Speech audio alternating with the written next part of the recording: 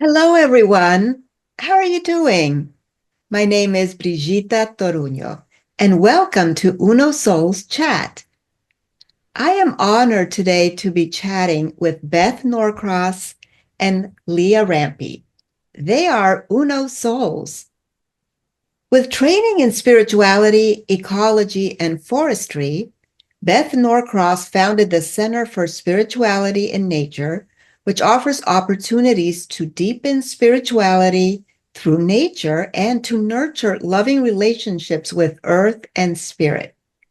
She speaks, writes, and leads programs that encourage people to open to the natural world for delight, wonder, guidance, and spiritual deepening. She co-founded the Green Seminary Initiative, which infuses earth care into theological education.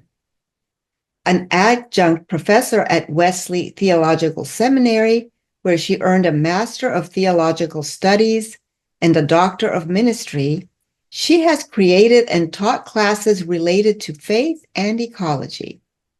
She lives with her husband in Virginia.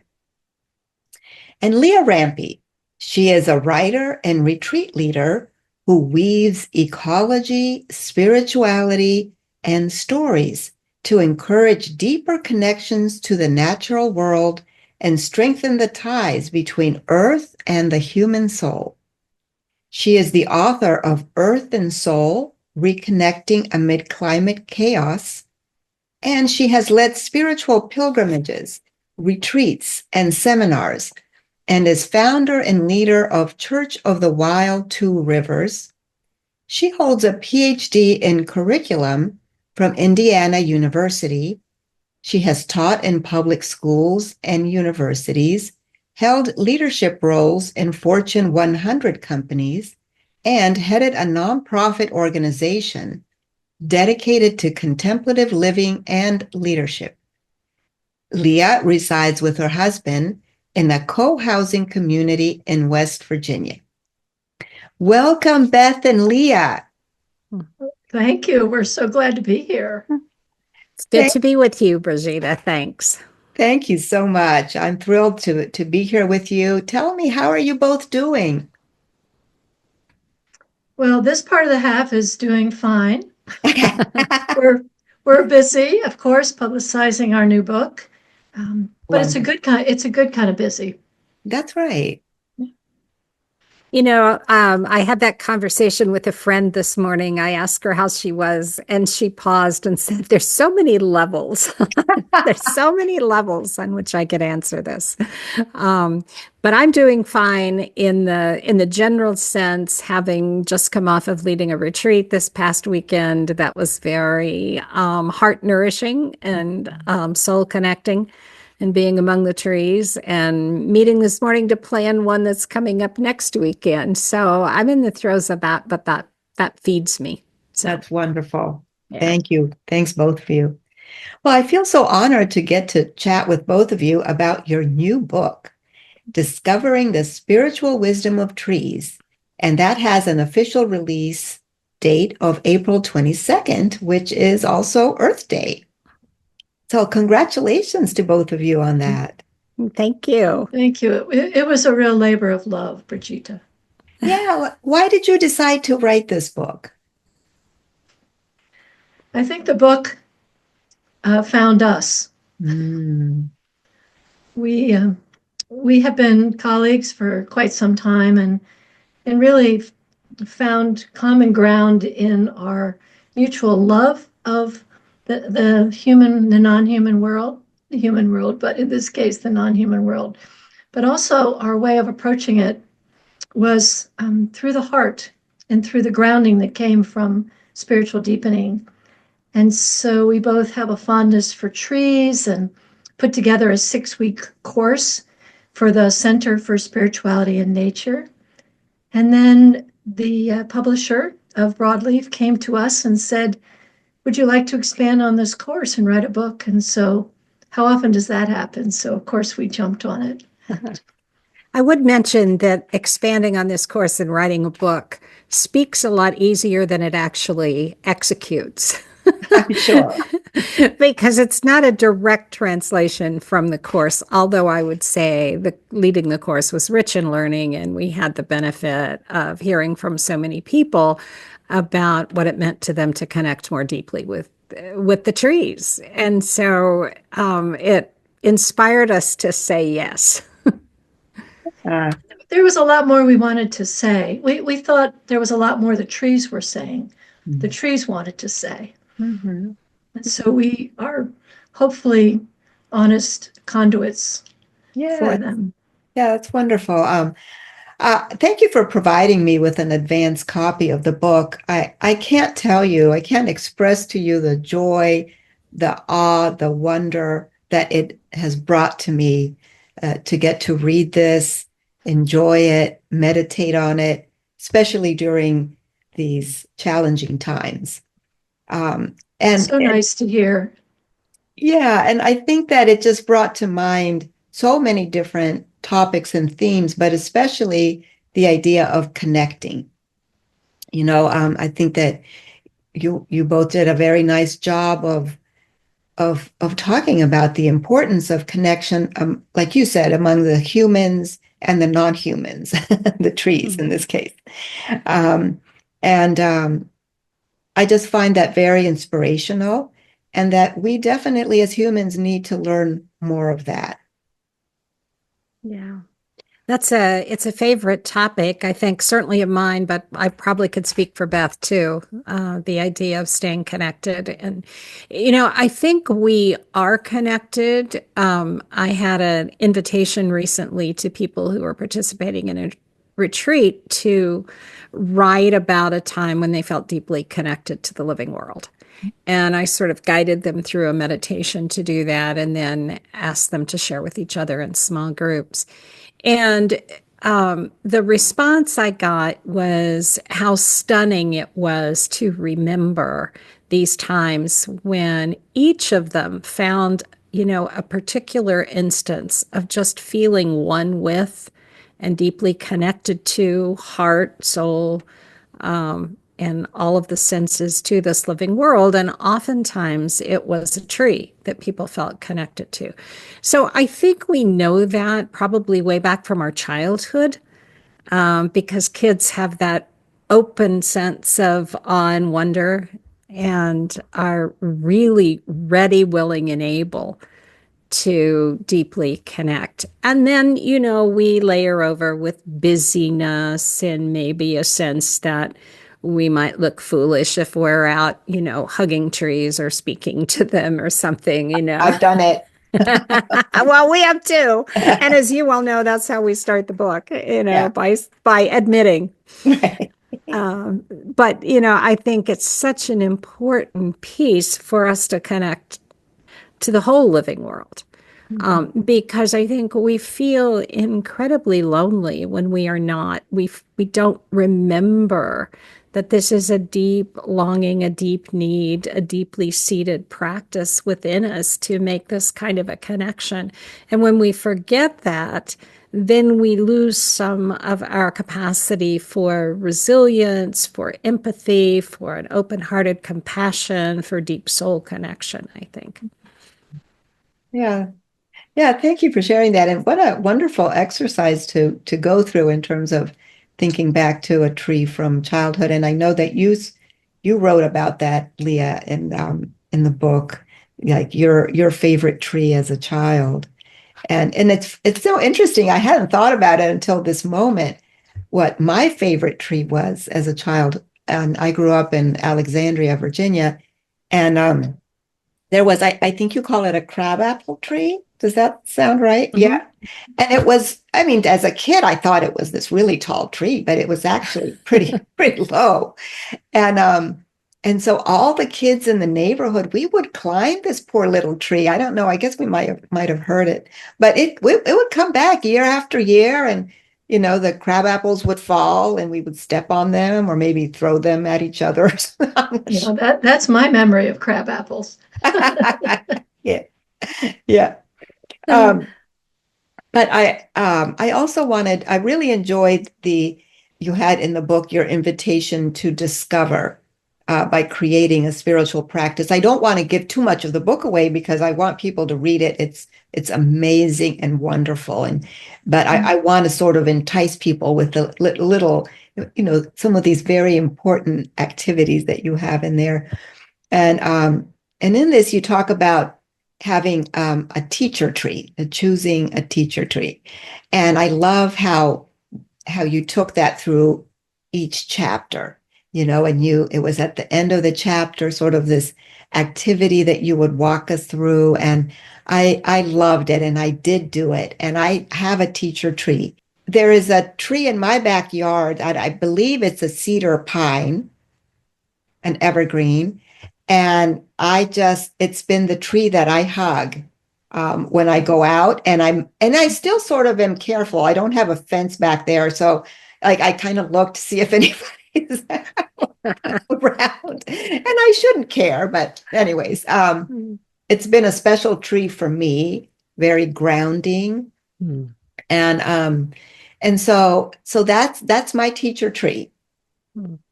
What tree did you two use as your teacher tree? Well, for me, there have been so many teacher trees. I mentioned in the book the big tulip poplar that was damaged by lightning. I've learned a lot from her about loss and grief and putting your life back together after loss and grief.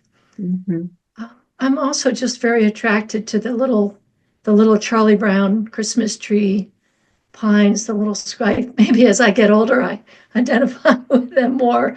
Just these sweet little things, just trying to make a go of it, despite a lot of bigger trees, sometimes getting in their way, sometimes shielding, sometimes competing. So, so many different trees for different stages in one's life, where one is emotionally, spiritually. Very nice. Yeah. How about you, Leah?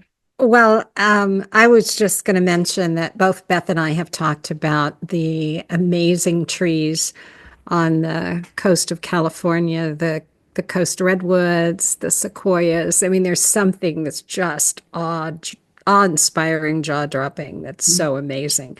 So whenever you say, what tree do you really love? I think of them. And I have a closer to home tree that I really think is my teacher tree. And to me, it's not a very obvious one because it's not the prettiest tree in the forest, but I'm really drawn to this black walnut that is on the path where I walk the dogs. And of course, we often think about black walnuts being kind of dangerous to other plants. You don't want to put your garden close to a black walnut because of their particular secretion that is not necessarily friendly to everybody around them. But what I'm amazed at is, they drop these big green balls that are really the nut of the tree that's encased in a very rough shell that then is encased in this kind of super hard skin. It will turn your hands black if you're trying to peel it off. It's very difficult to try to get off. You need to, well, when we were kids, you ran over it with the car. You put it under the wheels where the car would back out of the garage. Or there's a process that you can use by letting them wash in streams or whatever. And then once you get that off, you've still got this very wrinkled, hard shell. And I just think about I think it just teaches me over and over how we encase ourselves, for protection in this very hard exterior. And yet, after a long, dark winter, that is easily easier to crack open, and it's an abundant food. It's a very rich, nutritious food for the squirrels and the critters and for people. And so it's a good metaphor to me about opening and being present and, maybe cracking open a little bit so that soul gift is more present to the world. Yeah. Yeah, that's wonderful. I think I know where that black a walnut tree is. I You think. may well, yeah. Yeah. When I've been in your Uh-huh. neighborhood. Let's hope that we don't always need a car backing out of the garage to crack us open. That's right. We don't But want that. sometimes, Beth, we need a dark winter, Yes. you Mm, know. Yeah. yes, true, true. And they also make good missiles to throw at your siblings. Okay. Now see where this is going. Well, she mentioned crab apples earlier, so Yeah, yeah. Right. Those are pretty wicked. They're pretty hard. Yeah, that would be like a So, baseball hitting you. I guess in this case, I'm glad I don't have siblings. Well, I found the book so amazing on so many levels, but really there was a lot of great technical and scientific information um, uh, about trees and biology, and I found it fascinating. There was just great information. So thank you for putting that in there. Um, One of the things I read about was the cedar. So I was saying that was my teacher tree, and so if I'm not mistaken, it's a conifer, right?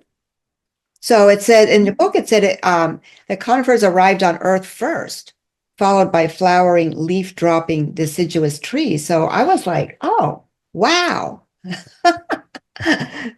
That was such an interesting fact. well, and the cedar is a great tree. It comes out also. It's one of our pioneer species that come out along with the Virginia pines and some black locust are the first ones on the scene of a damaged landscape. And so I think I might have mentioned those. We have some property, or we steward some property out in Western Virginia near the Shenandoah Park, and there's cedars, and they've come in to repair the land. We thought we were going to repair the land, and the cedars had their own plans. Yeah, I love that story. Yeah. And I also wanted to another interesting fact that I read was about topsoil. I love language and words, and I loved reading about that. So topsoil, also known as, how do I pronounce that? Humus, Humus. Yeah, and it has the same root. That word has the same root as human and humble. And this is quoting you, Beth.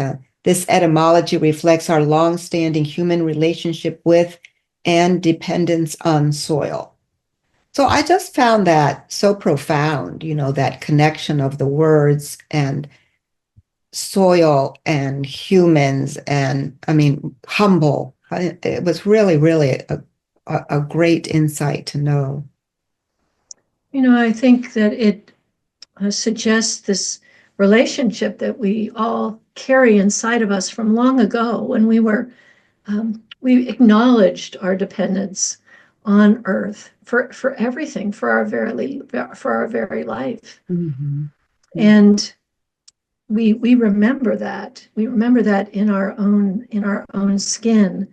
I may have mentioned in the book that there have been studies that show that playing in the dirt, smelling the dirt brings back that memory long buried in many of us when we were close to the earth, that we knew this human humble connection. Mm-hmm. And I think that the soil brings us back. Anyone who's gardened or even in a forest, one of the things you can do is just rummage around in the dirt and smell your hands, and you'll feel more grounded. You'll feel, I think, sometimes as if you're coming home. Mm.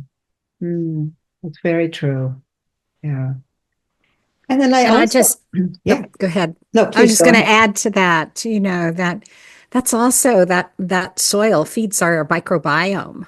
Mm. And, there have been studies not too distant in the past that have have shown that kids that grow up on farms and, and that people who are gardening are healthier. Of our biome recognizes the kin in the soil.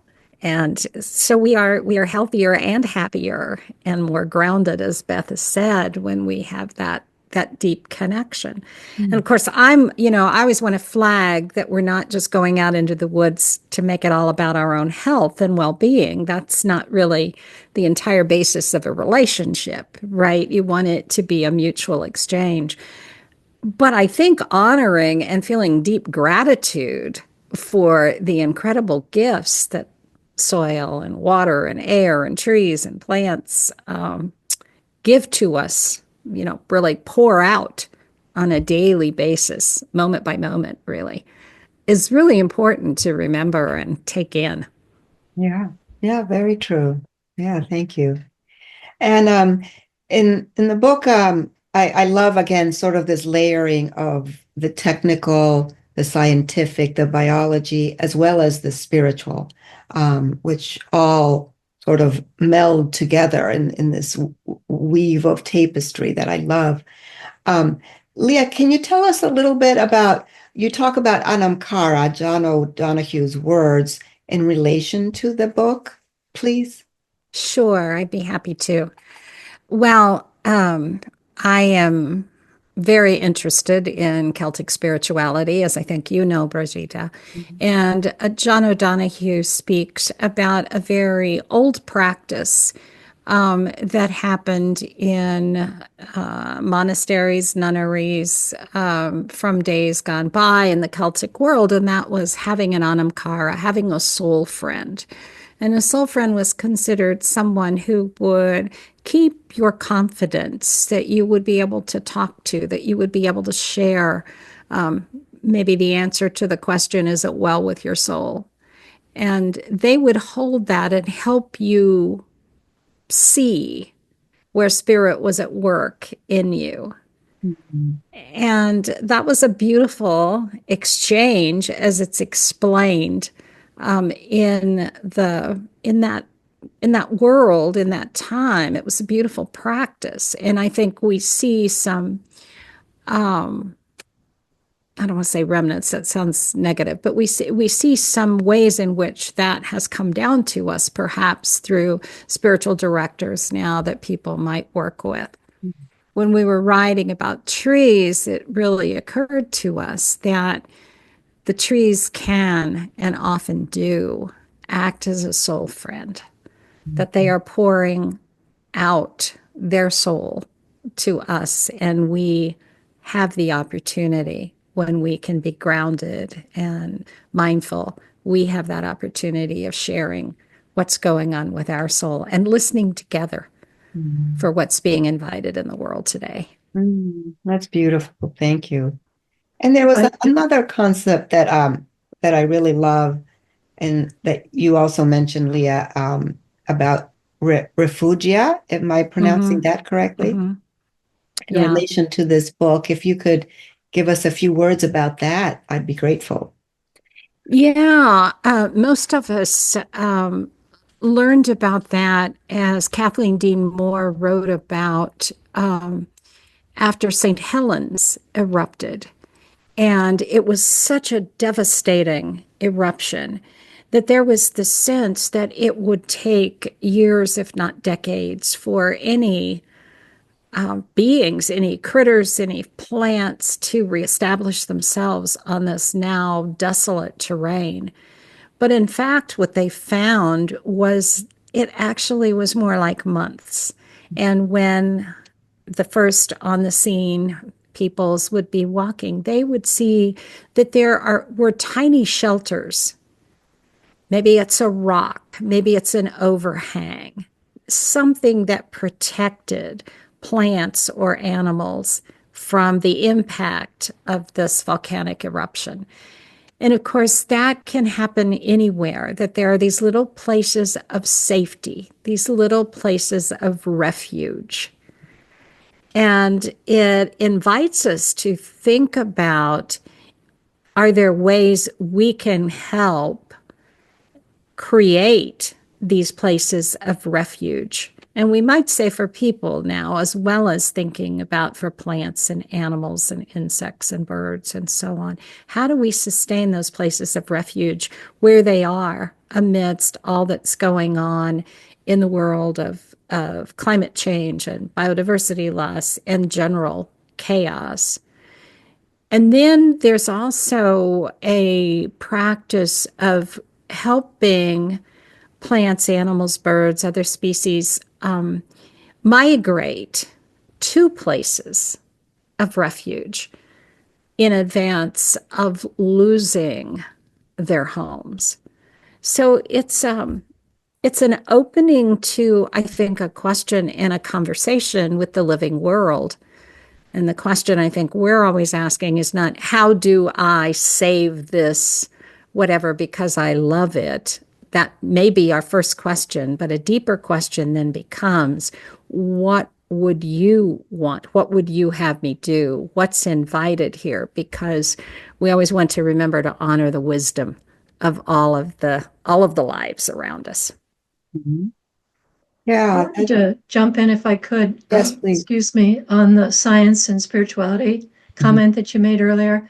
I'm so glad that you saw that and appreciated that. It's precisely what we're trying to do. So for so many years, Darwin and before even, science and spirituality were held and in some sort of polarity.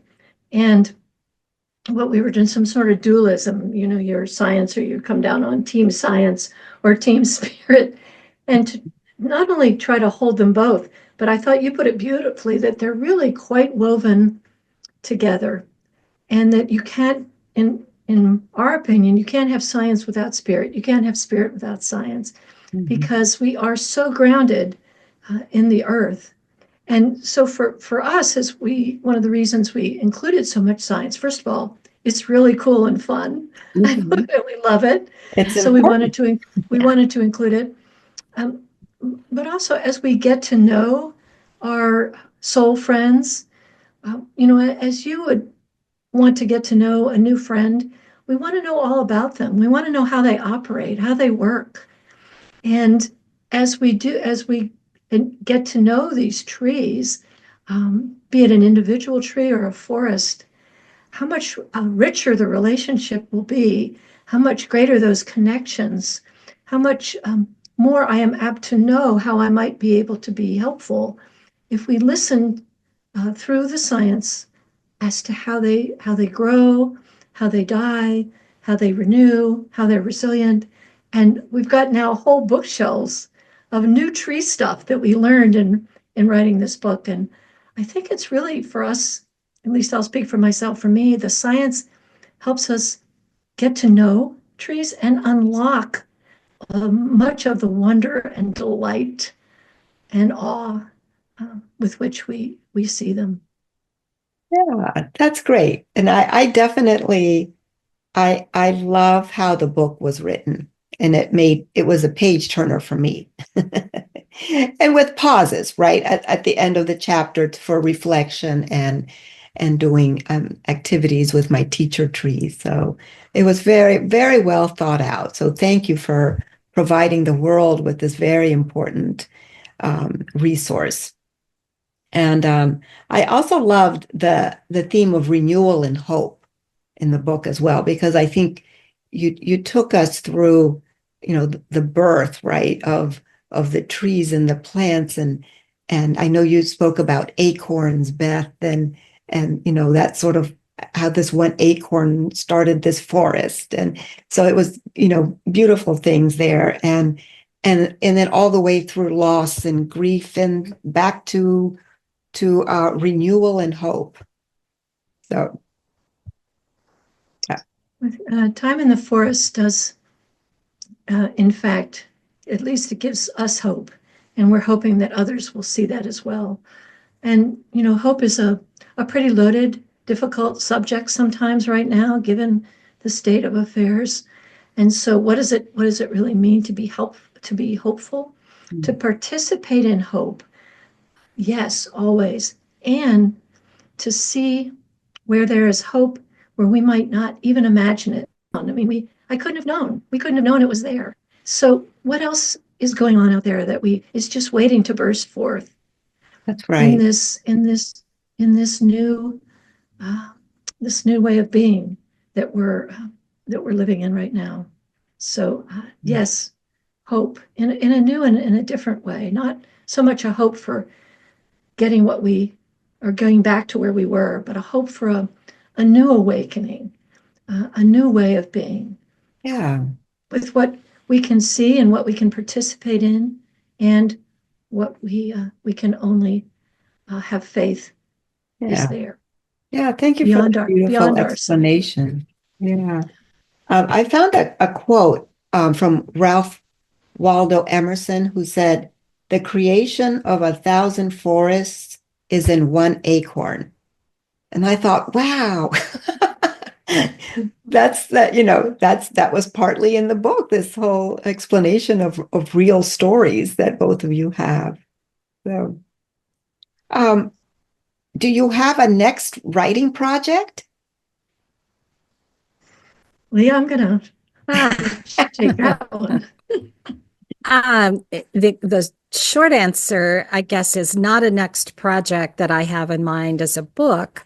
I am writing weekly a Substack blog. Great. And so I'm trying to both keep writing as a practice and share as much as I can some of the observations and some of the practices in different ways, not a repeat of what I've written in either book, but more of a invitation to be in conversation with others who might be reading what I've written.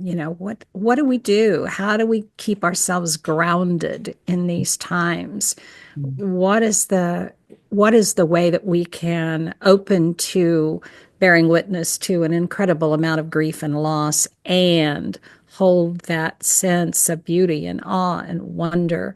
So, I started writing because I wanted to be in conversation about how do we live fully alive, deeply connected, bearing witness to loss, and laying the groundwork toward a future of mutual thriving. And that still is what I'm interested in. So I'm writing as a way to engage in conversations. And right now, as I said, it's all on Substack or in our conversations. And of course, then non-writing projects. Yes. I'll let Beth tell about hers. She's got a variety, but leading retreats, which is a thing for me. And But so I love doing that. Some you're a were wonderful fortunate. leader. Thank you. Some were fortunate to be able to do together. And then, I'm active locally in a variety of things, from Church of the Wild to a group called Save Our Soil. And we are in our little volunteer group working hard to invite people to move from lawns to an ecosystem mentality for the little pieces of land that are within their care. Supporting local food, growing and buying locally, regenerative agriculture, et cetera. So there are a number of those projects that are also inviting me. Wonderful. And you, Beth, would you like to share? Oh yeah, I appreciate it. I believe that I'm in a period now of discernment as this book is birthed into the world, to see what the earth, what the trees, what the water, where it's inviting me to move next. I have a few ideas. We have some retreats lined up. I have one in May I'm doing, and another one Lee and I are doing together at Montreat down in near Asheville, North Carolina. Oh, I'm still running programs through the Center for Spirituality and Nature. Have a spring walk coming up on Saturday, in fact, and just watching for those opportunities to serve Earth, to serve in this particular time. I feel at this point more drawn to the speaking circuit right now, trying to find audiences for this kind of work that Leah and I are doing. It's been so helpful and to us and to many of the other participants that we meet along the way, that I can't help but think that other people may benefit from it as well. So as Leah's writing on Substack, by the way, is really terrific, and it's just the right size for me every week. So I've been enjoying that. But I think I feel at this point to see how this book will be birthed and grow into adolescence and adulthood, and then looking for speaking opportunities to help spread the word. Wonderful. Yeah. Maybe I could jump in and just say that, we're both pretty fans of book groups. And so happy to call in, Zoom in to a book group that might be reading Discovering the Spiritual Wisdom of Trees for a little Q&A if that's desired, because we really want to support people in reading this. And we think in book groups is a really great way for people to be able to be in dialogue and exchange with each other their own sense of deep connections. And then the class that we developed is running as an independent study class. The 6 sessions are on video, and that's available through the Center for Spirituality and Nature. So we don't have to do anything. We don't have to do anything to make that happen, but Yes. we love that it's out there and it's happening. Right. That's great. Yes. And any of these links or all of these links, we will put on the post that people will be seeing this on Facebook and YouTube and all the different platforms for podcasts. That will just be audio, of course, but for the video, people can look at it on Facebook and YouTube for Uno Souls Chat. Well, ladies, I have enjoyed this time so much. I'm so grateful to both of you. This is a powerful time to love each other, to unite, and to look to live in peace, especially amongst our trees. So thank you so much for joining me, Leah and Beth. I honor the light in you. And you, Brigitta, thank you for the amazing work you do and bringing light and love to the fore. We're happy to be with you. Thank you so much for this opportunity and for all that you do. Thank you so much for listening to Uno Souls Chat. You can find us at www.unosouls.com and on Facebook, Instagram, and Twitter. I would love to hear from you if you would like to chat with me. Have a beautiful week and see you at the next episode.